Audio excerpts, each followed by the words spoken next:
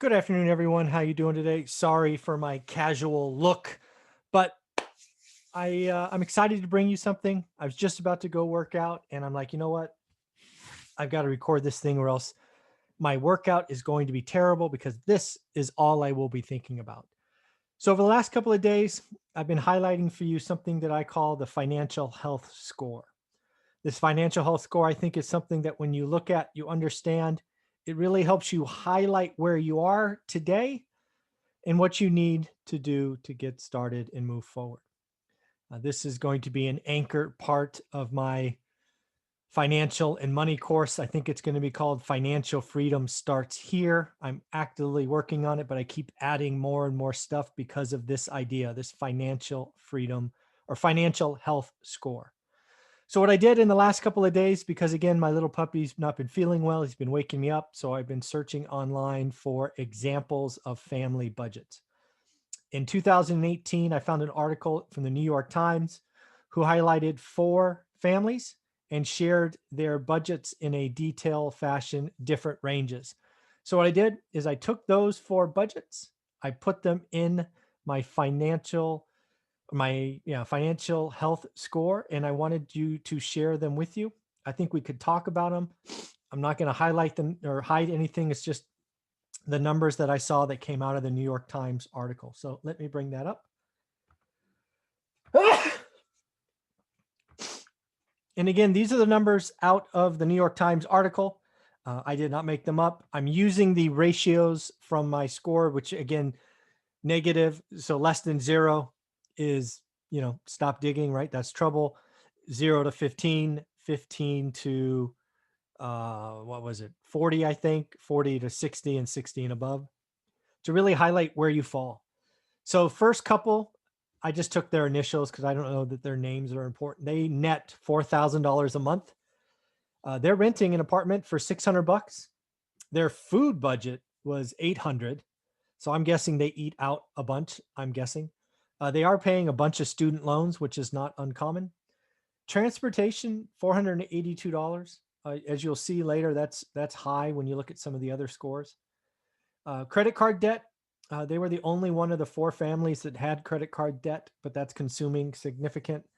They had the highest utilities. They actually had the highest phone.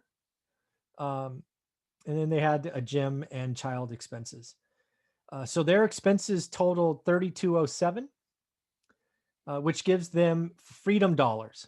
These are dollars that are not committed, right? So they earn $4,000 a month. So their discretionary, their extra, their potential to save or spend is $793. So I stick 793 into my formula over their net income of 4,000. It produces a financial health score of 20. So that puts them in tier number 3, right? What I call the slippery slope. This is where you can get credit. And I'm guessing they have credit, right? Credit card debt. They may be on the verge of going into some trouble if they get below 15, right? The razor's edge, but they are in on the slippery slope. Compare that with the next couple who makes more money. This one is frightening. This couple's rent is $1,545. They spend $843 on food. They too have student loans. They have 2 cars, so their payments on these cars are $1,000. That's pretty beefy. Their utilities are 167. No credit card debt. No credit card debt. Phone 65. They do have some miscellaneous, which I ended up to keep the formulas or the format the same. 471. Their childcare is 1407. Basically, some after school activities. So their total expenses, get this, 5838. Their income is 5600. This, my friends, is a negative number. They are digging a hole every month. They go to work every day and they have nothing to show for it, nothing extra. They are in trouble. This is red alert, in trouble, need help. Moving on to the next family, the income doubles almost to 9675. Boy, they are renting a nice house. 850s for the food, no student loans, transportation 210, no credit card debt, utilities, phone, miscellaneous. They have a couple of kids and are spending a lot on them. $3,200. Their total expenses is over 9 grand. So their financial health score is a 7. That's not good. You would think a family that nets, that's a net number, folks, 9675. That means they probably make 150 grand a year. They are in worse shape than the first family we talked about that must make 60 grand. Again, family number 3, DNA, they make twice what the first family makes and are in much, much worse financial shape. They're one flat tire, one whoops away from being in real trouble. And then we have M&M. Their monthly income is less than the last one, so it's $8,500. Their rent's $1,260, moderate place for their income level. Think about that. They're roughly the same as the income of the previous couple, but their rent is a third, 1/3. That's living modestly. Food's at $700, no student loans, transportation, lowest transportation, lowest food costs, no credit card debt, utilities, phone, miscellaneous, childcare, and then their total expenses of $3,905. This family has freedom dollars of $45.95.